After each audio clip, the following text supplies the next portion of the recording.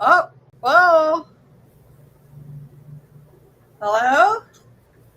I can't Hi. hear there. Can you? Oh, we can't hear you, Sharon. I'm here. Stevie, I'm can here. we hear Can you? you hear? Yeah, I hear I can Stevie. hear you. Can you hear Sharon. me? Yep. Yep. Okay, I can hear you. Sharon, I can't hear you. She said she was sick. She wasn't going to talk much, but I didn't realize she's going to play this on us. She's gonna silence herself. Donna's in charge. She's faking it and wants Monique to ask the question. Well, welcome to Wholesale Hotties, ladies. And I'm here. Our host, Sharon Lee, obviously has laryngitis. Zoom laryngitis. I'm Yonda Molinex, and then our other co-host is Monique Fell, and our guest today is Stevie Brown. Hi, Stevie. Stevie's Hi, been ladies. a friend of mine, and we just want to know about your real estate adventure, Stevie, and what got you into real estate, and how long you've been doing it, and give us a good scoop on everything about you. Yeah. So thank you for having me. Yes, Donda's been a friend of mine. Actually, we've done some business together as well. Yes. So I'm excited that you guys have asked me to join you. What started me in real estate? That is quite the story. I actually was on sick leave from my job. I was vice president of sales and operations of a solar company, and I was looking for an escape. I had been working 70, 80 hours a week, and I had been really sick, and so I was off. And during that time, I took an online Facebook real estate course while I was on sick leave, and I just loved it. And I was like, this is what I want to do, right? My mom had been in real estate investing back in the day, and I just knew that at that point that it was kind of a calling. There were some, I'm not like super religious, but I was definitely raised in the church, and there were some, things that were said that I felt that there were, some God shots in there, right? And I was like, I went to my doctor and I said, I need some more time because this is what I want to do. And I need to figure out how to make it happen. Okay. And so the doctor said, yeah, you do need more time. You are on stroke level blood pressure, how high my blood pressure was. And so she wrote me 30 days off. And I was thinking like all I need, just give me another week so I can kind of figure some things out. And so she gave me 30 days off. And during that time, I just kind of put some things together, and I got the so-called balls to tell my owners of the company that I was leaving. And it was a little bit more than just I'm leaving, I'm out the door, because I helped build this company with these guys, and they were friends of mine. And so, it was kind of a divorce. We had to kind of separate things. I was part owner of the company and things like that. But I knew right then that I kind of burned some bridges. Like, I'm doing this and I got to figure it out. And I have no idea what I'm doing. The course I took, it talked about wholesaling, fix and flip, burrs. I mean, it talked about every strategy possible in a matter of 7 days. And I was like, yeah, I'm in. That's what I want to do. And I was like, okay, well, what exactly am I going to do now that I quit my job, right? And so I proceeded to talk to some people. I knew that I needed to get out there in front of like investor groups and things of that nature. And I was, I'm not a shy person by any means. But I was also nervous because this is a space that I've never been in, right? And so I had to really put myself out there. I decided to look up some decided to look up some investor groups and things of that nature. And I went to some investor meetups. I met some people, and I met somebody, and they said, well, you should take a wholesale course. And so I did. I bought this wholesale course. And before I bought the course, I had looked on some YouTube channels and saw Pace Morby. And I was like, man, I really like this guy. And the lady I was getting ready was talking about the wholesale course. She was an agent, a pretty big agent here in Phoenix area. And she goes, do not buy that course. That guy does not know what he's talking about. You should not buy that course. You should not, follow that guy. Do not do that. And so anyways, I did end up buying the course from her, and the course from her, you could have access to it for like a whole year, right? And so I bought the course from her, and the access ended. They went bankrupt or whatever. These people like dismantled within 4 months. And I'm like, oh, what? I couldn't believe it.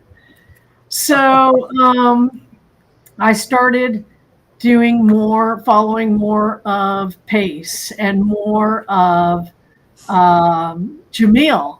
And then they would have meetups and stuff. So I started going in those meetups and really rubbing elbows. And I thought, well, I'm just going to learn all this stuff through osmosis.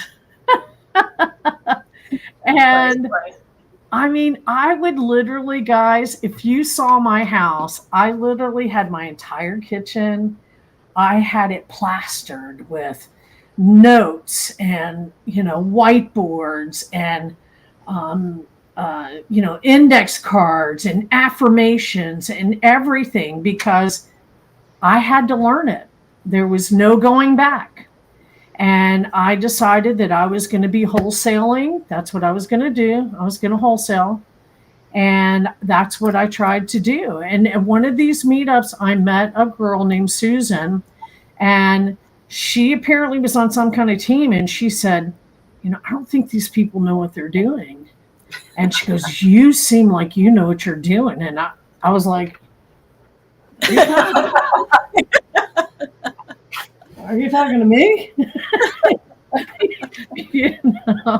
And so she goes, do you want to work together? And I was like, sure. Yeah. And she seemed like more of an integrator person, and I'm definitely a visionary, And so I was like, okay, I could use this kind of girl, Right. And so we started working together, and the first house, we started targeting Florida. And the first house that we were getting ready to get under contract, she goes, I got to tell you, my husband and I had planned this trip to go away. And I'm sorry, they don't allow phones where we're going. And I'm like, what? What do you mean? And she goes, they don't. So I will not have access for an entire week. Well, guess what? The LOIs that we had sent out got accepted. And this coach that she had hooked us up with, right, told us that we were going to tell them that in the LOI that you're going to close within 5 days. Okay. Yeah. Yeah. Okay. 5 days. I think it was my coach actually in this wholesale thing. I think it was my coach. I take that back. Told them we were going to close within 5 days and that it's all cash offer, right, and all this stuff. So the lady told us after we got the contract accepted, of course, who's not going to accept that contract, right? So said, yes, we'll accept it, but we need proof of funds. And I'm like, what is a proof of funds? And can you explain to those who are listening that maybe don't understand what that is? Yeah, a proof of funds means that you have the funds to purchase this contract. So you can get proof of funds from a JV partner, a hard money lender, a private money lender, right? And so I was like, I called this agent who supposedly sold me this stupid wholesale thing. Where do I get a proof of funds? Where do I get a proof of funds? And she said, well, just go to besttransactional.com online and they'll print one out for you. So I went there and sure enough, they did. And I sent it to the agent. I was so excited. I was like, that was a close one. Well, the agent calls this best transactional place and the guy goes, no, I've never even talked to them. I'm just a website where people go and print it out online. I don't Wow. Oh, no, busted. I was like crazy, right? So that was kind of like the course start of my real estate thing. Okay. The thing is really cool is that every step I've taken, I learn. Right. Absolutely. But the thing is that I'm still taking the steps. I still take the steps. Yeah. It's all about taking the steps. Okay? Did you get that first deal? No. That lady, that agent said, Ask this, she said, no. we're going to go ahead and cancel this contract. We don't have faith that you can close. And I was like, I said, neither do I. I don't know that I can. So that's right. What a learning lesson, though. You learn from that, right? And you move forward. Yeah, Susan came back and I was like, I cannot even believe you left, for one thing. you know, real estate's more important than vacations with your husband. I mean, to No me. phone. That was probably his rule. No phones.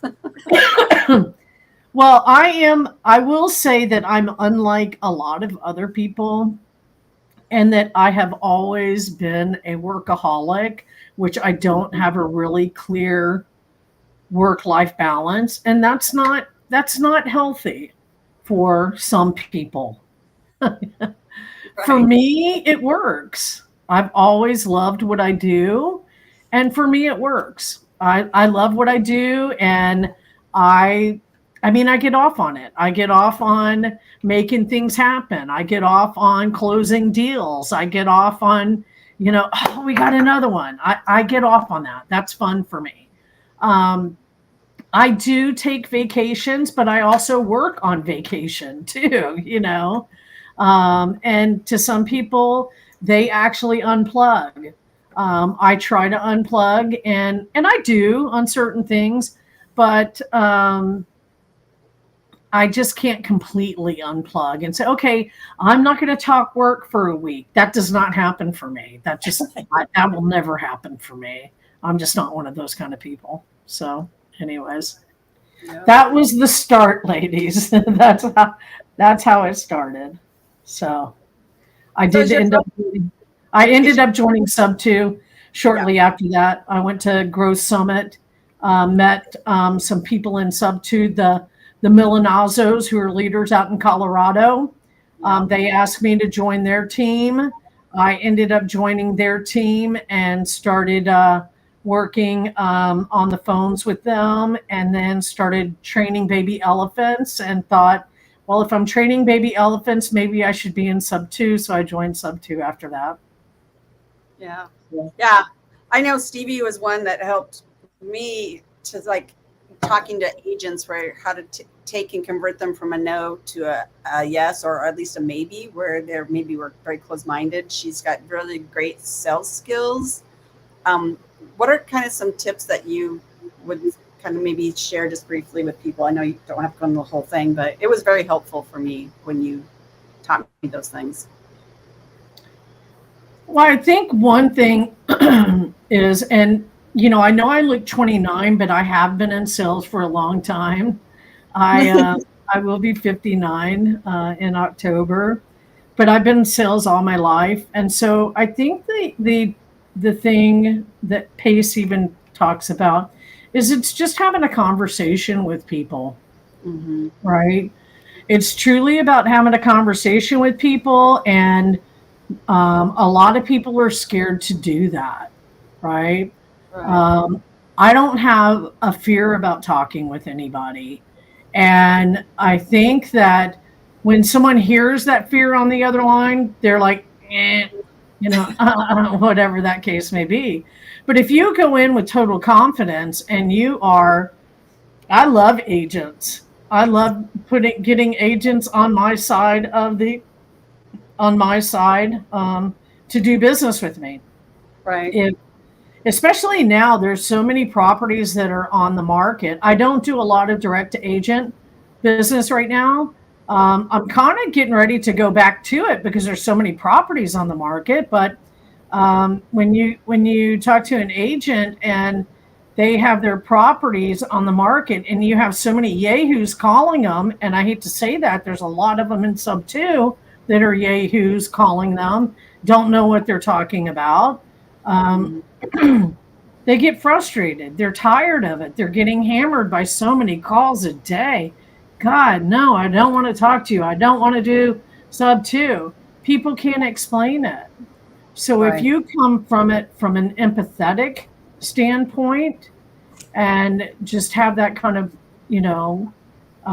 get on their side, have that conversation with them. And then sometimes you get the really rude ones. You got to give back what you are getting too sometimes.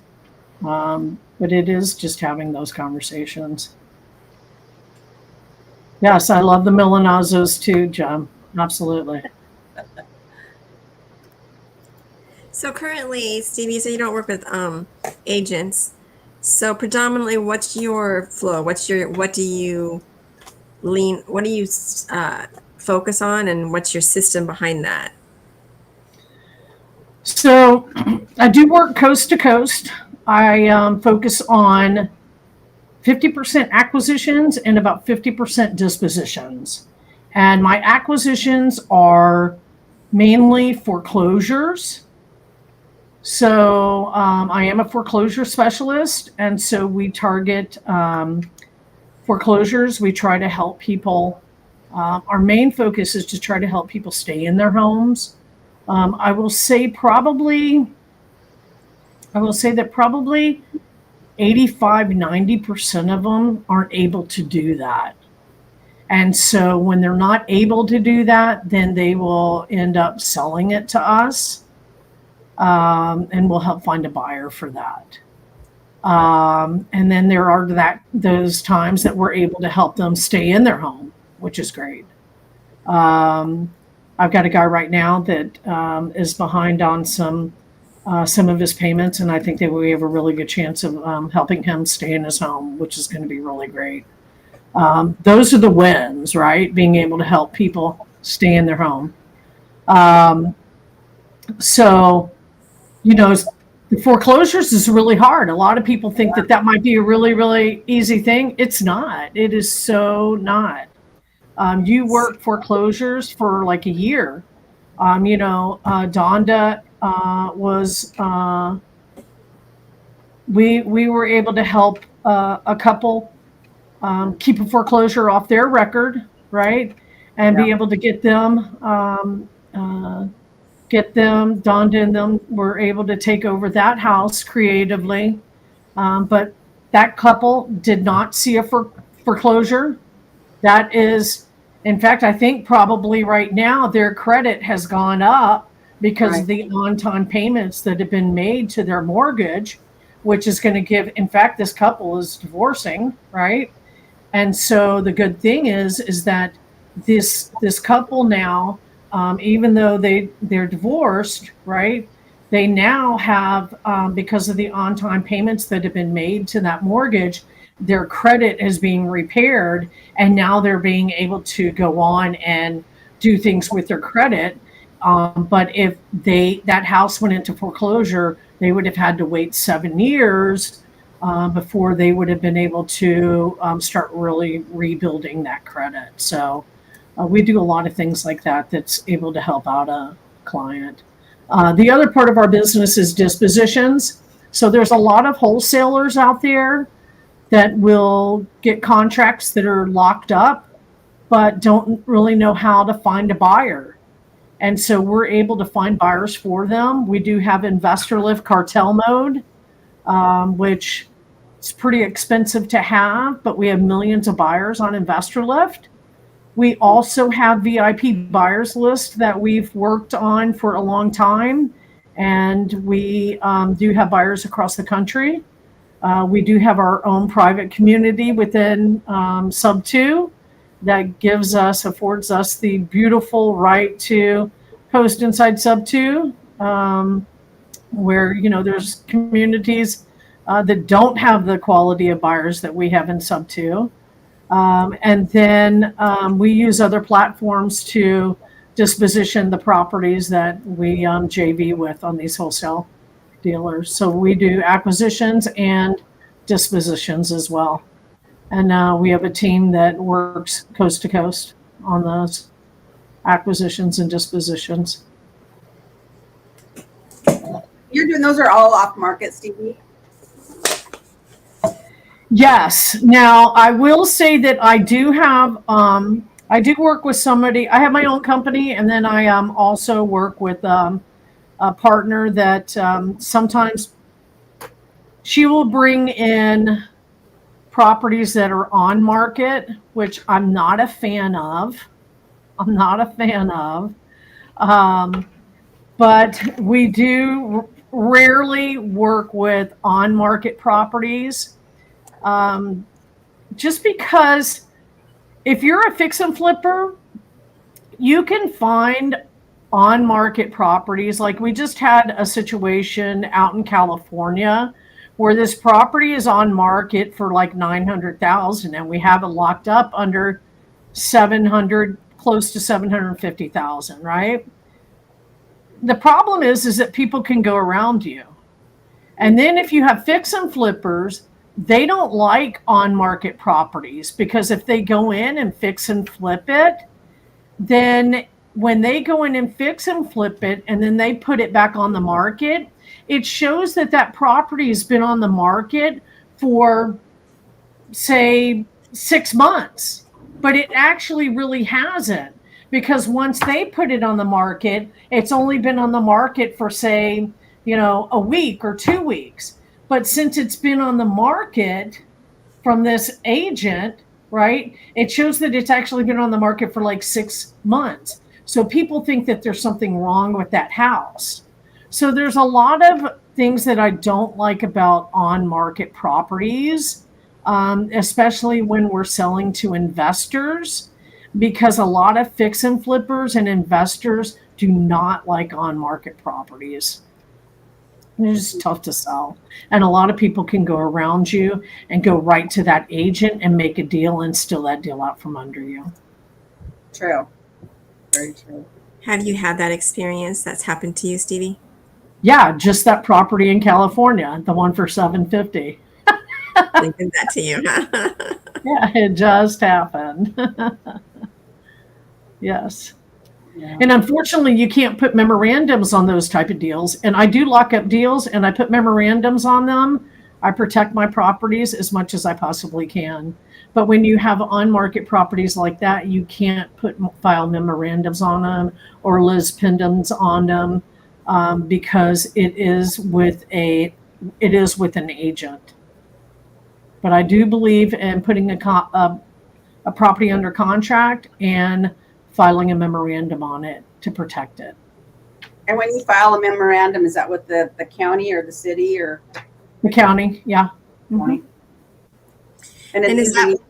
Oh, go ahead. I was just going to ask how many days. I'm sorry, go ahead. I was just going to ask how many days that is, or if you have a period of how long that memorandum's good for. And then Monique has a question too. Whatever I put that for. Mm-hmm. The memorandum is good until it's lifted. So, I mean, I will put whatever my contract is for, but no one can sell that property until my memorandum is lifted. Yeah. Okay. Sorry, Monique, your turn. And do you find that it's across the board the same in every state with the memorandum or Liz Pendens, or are there subtle changes or big changes that you have to make? Oh, they're different across the board. Yeah. Every state. how to do that. Yeah, every state's different. Yeah, every state's different. And there's different regulations that have to be followed, or Mhm. Yeah, every state's different. Like in California, you have to have signatures and it's notarized. Here, you have to have it. You have to have, I have to have it notarized myself. It has to be notarized. The contract has to be signed by, obviously, the seller. But I have to get it notarized, the memorandum notarized by me. Texas is getting ready to change laws. I kind of stopped buying in Texas. I'm more so moved to like Georgia, Ohio, Pennsylvania. Those are really hot markets right now. I really like those because I can go in there and I'm kind of shifting to doing some. I've got some partners out there that are being able to buy some distressed type properties. When you can go in and buy a distressed property for 40, 50,000 and sell it to a fix and flipper versus here in Arizona, 300, 400,000, right? And you're making a small margin, but you can make a bigger margin in Georgia when you can buy a property for 50,000. Would you rather buy a property for 50,000 and be able to make a, 50, 60, $70,000 margin, or would you rather come to Arizona and spend 300,000 and make a $50,000 margin? I think I would rather just want to risk maybe $50,000 versus risk $300,000. Right. So a lot of people are moving to like Georgia, Ohio, Pennsylvania, those type of markets. Definitely. That's kind of Sharon's neighborhood over that direction. Because I know she's in Virginia and Pennsylvania. And all Yeah. those Yeah. So I know she's got a project she's working on right now. Yeah. So, but Yeah. she's in Jamil's program with the wholesaling. Astro. Yeah. Yeah. Yeah. Didn't you have the Astro Blaster, or did you? I did have Astro Blaster, and then I ended up going to REI Reply. I had some issues with Astro Blaster, and then changed. Yeah. Do you have Astro Blaster, Sharon? No, you did. Yeah. So I know a lot of investors like to invest in Ohio. Do you find that you mentioned that properties that are less expensive are a little bit easier, and if you're going to get the same amount of money, it makes sense to invest in those places? But are there other components or other criteria that you look for to go to different markets specifically, or that are your favorite markets, or do you just stick with that, or is it like, oh no, this one's hot and this is why it's hot, and so we're going to move here even though it's $300,000 property? Is there something that you follow in order to determine that kind of a concept? Yeah, my favorite market is California. My favorite market. Really? You never hear that. Everybody does not. My favorite market That's amazing. is California. I have to hear the why behind that. Yeah, me too. We want to know the why. Never heard somebody say that. My favorite market is California. Mm-hmm. I think a couple of things. Obviously, it's foreclosures. So I love California foreclosures. I guess the price points that we see the foreclosures are probably somewhere around $500,000 to probably 1.5, somewhere in there. Okay. So we have a healthy buyers list. Okay. We have a healthy buyers list. We have a great buyers list. They want to do fix and flips there. And there's good spread. So when you have, I look at when I pull a list for like foreclosures and I'm looking for foreclosures, I don't just pull a foreclosures list. I pull a foreclosures list and I put a foreclosures list with an amount of equity in it.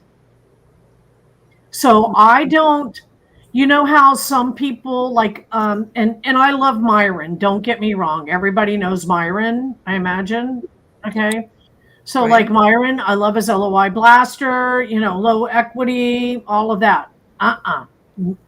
Not Mama. Mama here does not want to do low equity. Okay. Mama wants lots of equity. Mhm. So when we pull a list, we want high equity, because if we have to go and sell the house, we have to have a spread that we can make. Right. Not just me, but my investors have to have a spread that they can make. They're not going to go in and buy a house that doesn't have any equity. You can't sell those. Those are sitting on the market for 6 months, not selling. Pace doesn't even really want to buy those. Pace is buying them just to show people that they can be sold, right? Okay. But no one's really buying them. Well, he's got the money to back that up and be able to carry those until he does find the right buyers. Where most people get into that, they're going to get into trouble if they're not careful. Right. No, too many. Yeah. Look at Kevin. Kevin had a whole portfolio of low equity sub 2 deals, and he couldn't even rent them out. So he sold them off. He had so many that were not renting, and he just sold his portfolio. And now Lorraine is liquidating left and right. Mm. So when you have all these low equity deals, they're not doing anything. You can't rent them. They're not cash flowing. You can't rent them. I don't want them. I want equity in the properties. So I love California for that reason, because you can find properties that have equity in them. And I love that. So the reason why I like Georgia and Ohio and all of that, I like those for like off-market distress type properties, which I just recently started targeting, not just foreclosures, but just started targeting off-market distress type properties. And that's why I kind of started having some of my VAs go try to find those properties, but also let's go talk to some agents and see if they'll throw us some off-market properties, and we'll help them. Right. We'll partner with them.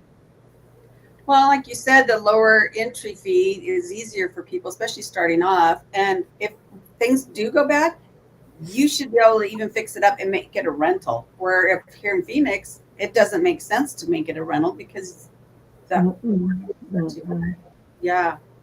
Have you personally, Stevie, do you hold any of the properties that you find yourself, or do you buy them yourself and fix them up and sell them? Or do you just like strictly you're getting them, you're giving them to a buyer, and you're moving on? I do have a rental, and I had a rental that I was doing as a midterm rental, but even that that kind of was really hot and then not. And so I actually used to keep that one like completely rented, no problem. And then that started like going to the wayside, because what happened is that the traveling nurse industry, they started taking away all the high pay for those nurses. And so then I started going, okay, well, I'll take a look at some longer term renters, right? Mm-hmm. And so now I kind of go back and forth. And then I've gone where I've had some of those rooms not rented, where they've been vacant. And so generally in Arizona, I will say that I went with even having the summer months rented out, but this is the first summer that I didn't have the summer months rented out. So Yeah, I mean, it's generally in September you'll see a pickup in the furnish finders, inquiries. And even on furnish finders, it used to just be traveling nurses. Now you get everybody. Right. Now you get, I mean, Joe Snowbird. Schmo working as an Uber driver, Yeah. wanting to rent your room, you know? Yeah. And snowbirds traveling through and stuff. I know we get on ours in Bullhead, we get the snowbirds or the traveling nurses, but ours has been more traveling nurses, but still we do get a lot of requests for snowbirds because they want to, but they don't want to commit to buying something. I think they just want to check out areas and see if they are going to buy, or they're just coming to visit family in an area. But those are always nice because they stay for several months versus the short term. Yeah. But then you got to furnish it and you're paying all the utilities and all that too. So, Mm-hmm. yeah. So, and you got to bottom right, I think, too, because otherwise, if it sits vacant, you're not going to make any money, and you're barely making money if you buy them high still, right? Yeah. This one, how long ago? The one that you rent out? I'm sorry, say that again. How long ago did you buy the one that you rent out for midterm? 2022. Yeah. So you bought it at a good price. Right? Yeah. So. Yeah. But you're also, Stevie, going to be buying businesses, I hear, right? You're going to be going that Yeah, direction. I did. I joined Zero Down 2.0. I started looking into Zero Down, and then, I was one of those that I have this problem of being a shiny panda person, That's how I was when I first started real estate. I was like, yeah, I want to do this, and then I want to do that, and then I want to do this. And I realized quickly that I need to really focus. Yeah. Yeah, I really did, because I was like, I'm going to go do this. I'm going to do multifamily. I'm going to do Burr. I'm going to do, and I was like, no, you're not. You're going to be broke before you know it, So I needed to calm down and really focus on single family, direct to agent. That's what I really focused on. And then I did shift my gears. I was with the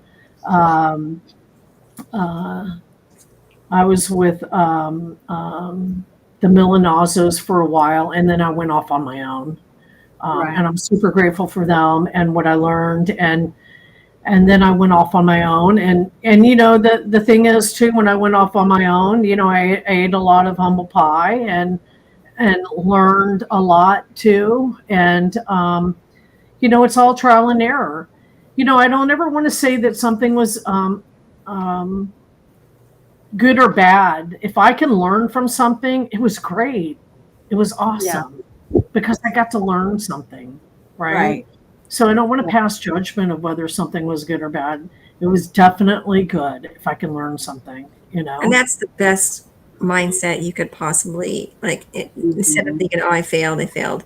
Instead, what did I learn from this? That's right. Yes. And how can I move forward?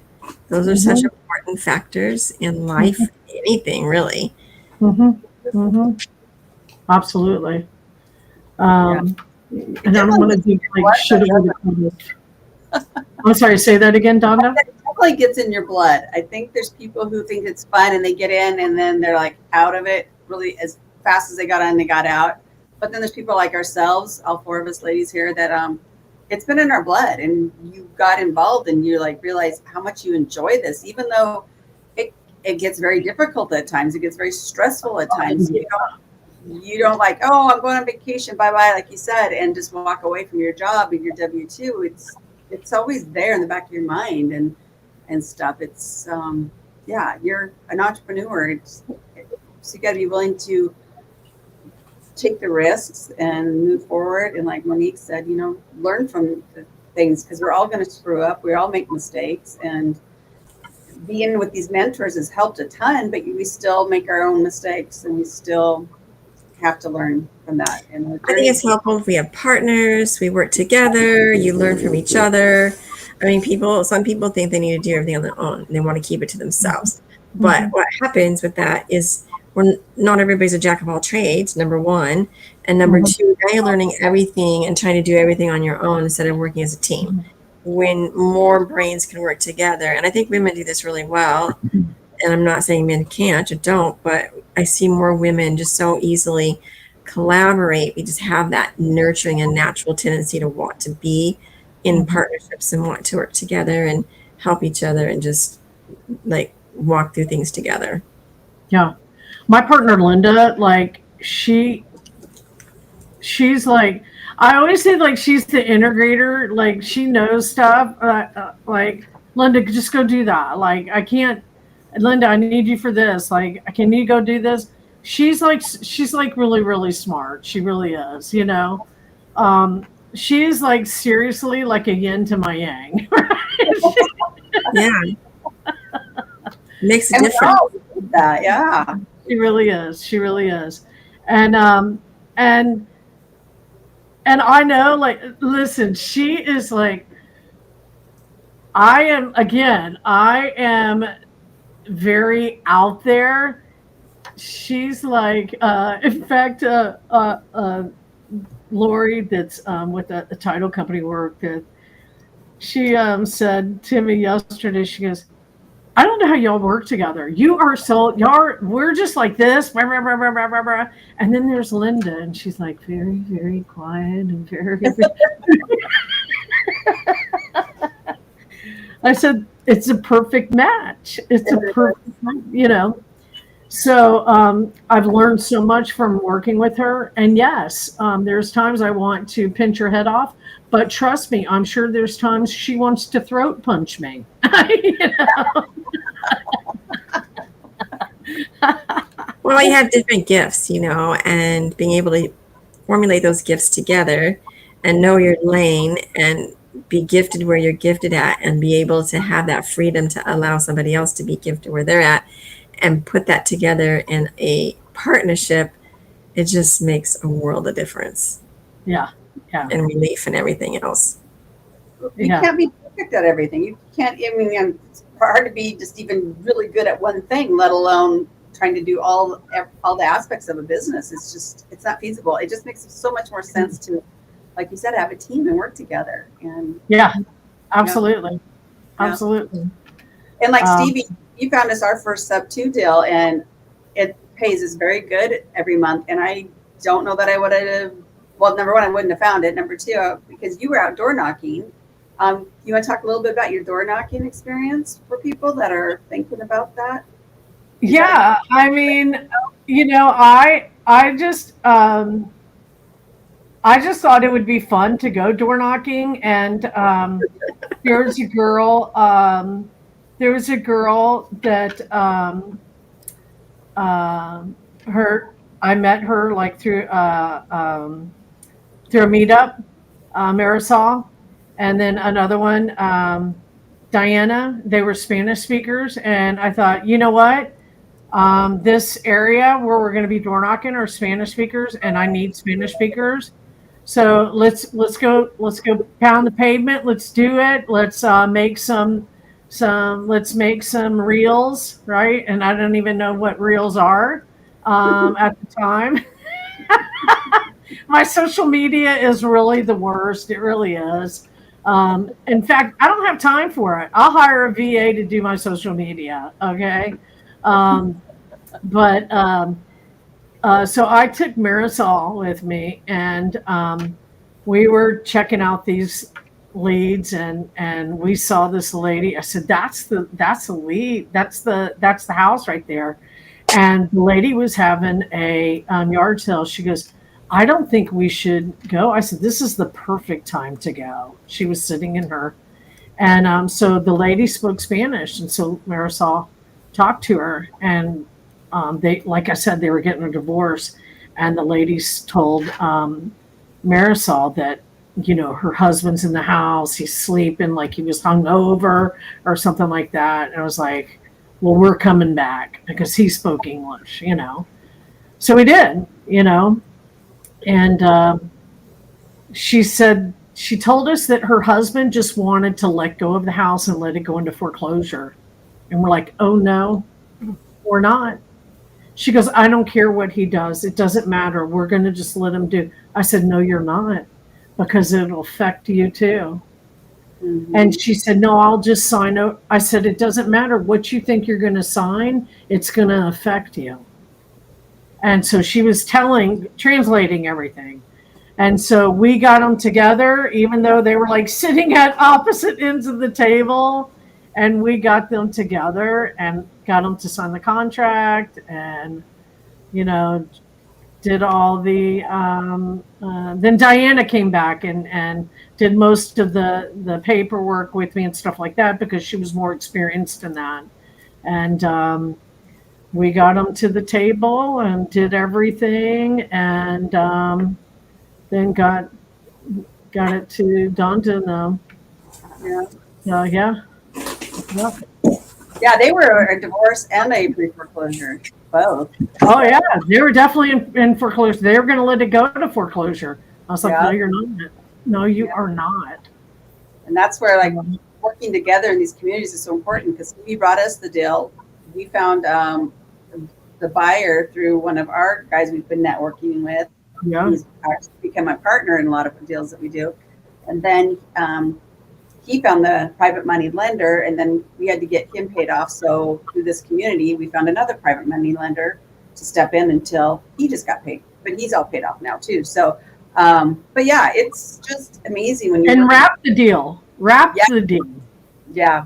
So it's making really good money every month, and yeah, we're pretty excited about it. And just watch that account grow, and we'll just let's see what happens. So when he does, take me out for a steak dinner. Yeah. Wait, you made good money on this one. You take me out. But it was worth it. It was worth it. You pay for people to do a good job and bring you good deals, and it's as long as you're both making money, who cares, right? Mm-hmm. Mm-hmm. Yeah. Every deal's different, right? Every deal's different. Some deals I'll make, I don't know. I think maybe the lowest. I don't know what the lowest deal is, but well, that one we spent several months on in Crestview, Florida, we didn't make anything on, but we did get them out of the mold house and into a rental. Yeah.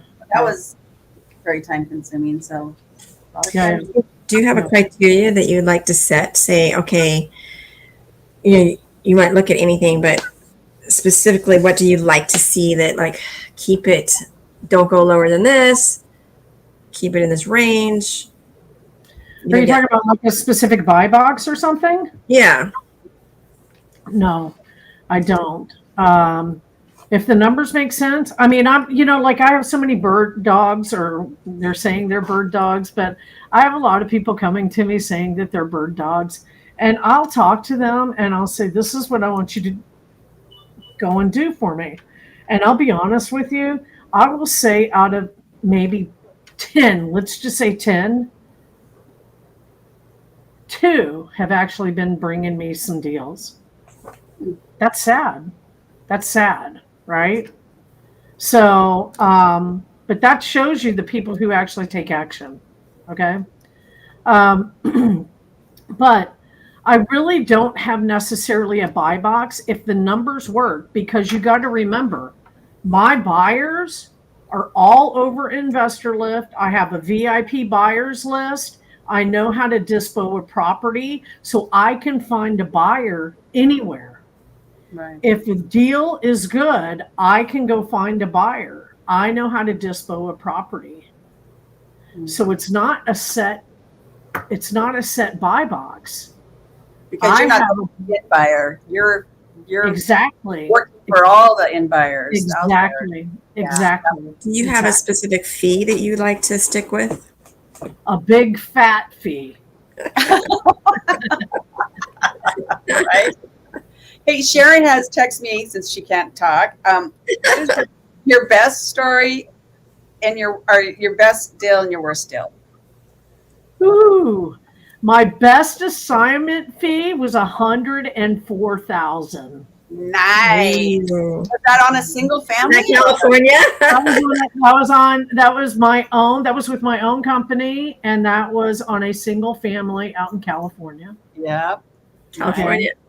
And then my worst was I don't know, maybe. Crestview? What'd you say? Crestview, Florida, where we didn't do. I mean, Did we got make anything on that? Did we even sell that? I don't think we even. Remember, we tried to hook her up with the short sale so she wouldn't have it go against her credit. Oh yeah, we didn't make anything on that. I don't even consider that a deal because we didn't sell it. You know what I mean? We just sent it to short. We just sent it for a short sale.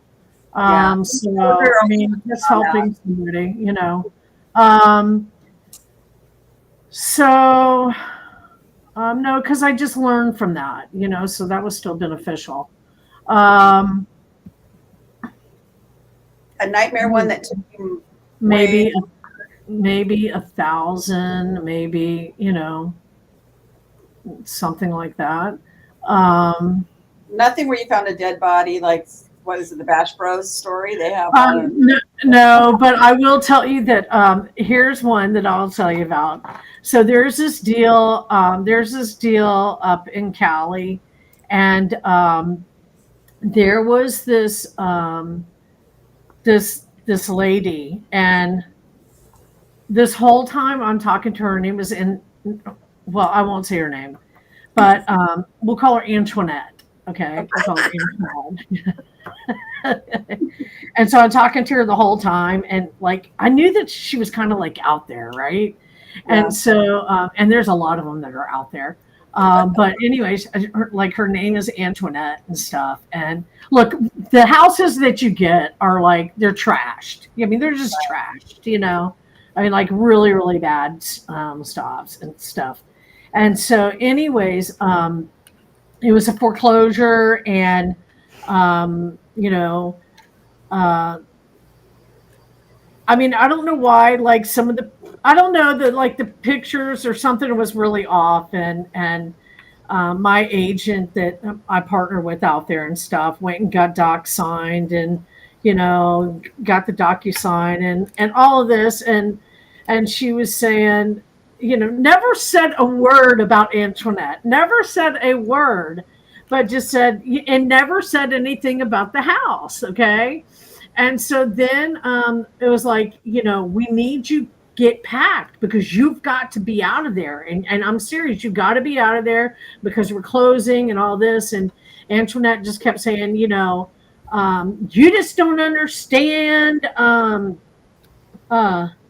You know, these people are going to come and get me. And I'm like, what do you mean they're going to come and get you? And they're going to attack you and just all of this stuff. And then started freaking out, like, you know, they're going to come and get me. I'm sitting out on the porch, I'm smoking, and these people are going to come and attack me. And then sends a picture, and Antoinette ends up being a guy. I guess it's a trans guy or something like that, which I had no idea, right?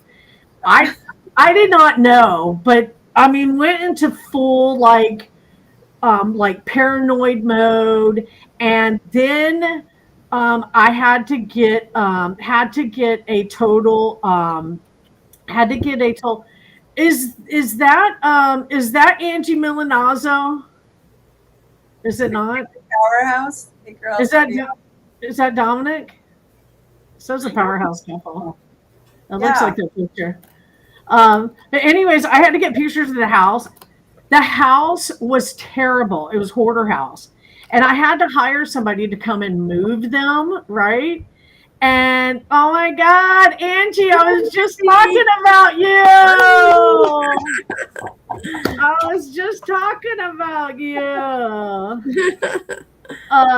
But I had to take pictures I had to get a mover, and the mover said, I'll do it, and came out, and it was like a last minute mover, came out and took pictures. And there was like, he after he moved, he took pictures, and there was like just rat droppings and cigarette butts that she had dropped all over the floor, and it was so disgusting. I've never seen a house that disgusting, and I've seen some really gross pictures. I really have. Yeah. Did you ever find out what she was smoking? No cigarettes, but she was smoking with the rats. Oh. Yes, Angie, I was just telling them how you are the one that I met at the Growth Summit and started my little sub 2 career with you and the gang, and how grateful I was for y'all and how much love I have for you guys. I wish you were here. I love you. Yes, yes, yes. I love you. Tons. Always, always, always. My love goes out to you guys for sure. I love those guys, no doubt. It was a good start. Good Yeah. people. Angie actually used to be on here with us on a regular basis. Yes, I love them. They are fantastic. Yeah, Angie. In fact, I do dispositions for Angie's team now. I do dispositions for cool. Yeah, I do dispositions for them. Yeah. Oh, they're going to be here in October. All right. Yeah, I do dispositions for their team. Well, let's do a birthday celebration. We got Jim and Stevie's birthday in October. I don't know, maybe October 9th. it's the 7th. Yeah, you guys are really I'm going to be close. 29. I love it. You're almost caught up to me. We're getting close to the top of the hour, Stevie. So tell us if you have any other like advice for listeners, or what's the first step someone should take if they're wholesaling or doing foreclosure, whatever you choose to kind of chat about real quick and kind of give a quick little scenario. Do this, and I would say definitely don't quit your job. I would say don't quit your job. The other thing I would say is definitely collaborate. I will tell you that, when I was with the Milanazos, one thing is that, I wish Angie was on earlier because, like I told you guys, that I ended up leaving and I ate a lot of humble pie. I wish you had heard that. That's funny. But yeah, collaborating, getting on with some people that really know what they're doing and stay with them, learn, collaborate, get with people because I did learn so much with them, but then I had ego and I really thought that I knew a lot more than I did. And the thing is that I didn't know as much as I thought I did. And so I really took a hit and I had to learn a lot more. And if I would have stayed with them, I would have gone faster, right? But like I said to you guys earlier, that, it's not about coulda, woulda, shoulda. And it's not about placing judgment of good or bad on something. As long as I learn something, it's a good thing, right? But I do look at those things and I think, well, what if? Well, guess what? I can't go backwards, but I did go forward and I learned and learned and learned. And there was no going backwards. So I just had to make the best of it. And I had to, I'm from Texas. So I had to, pull my bootstraps up and get with it and learn what I needed to learn. And that's what I did. And I am successful today. I, do make a good living, and I'm grateful for what, the Milanazos taught me for sure.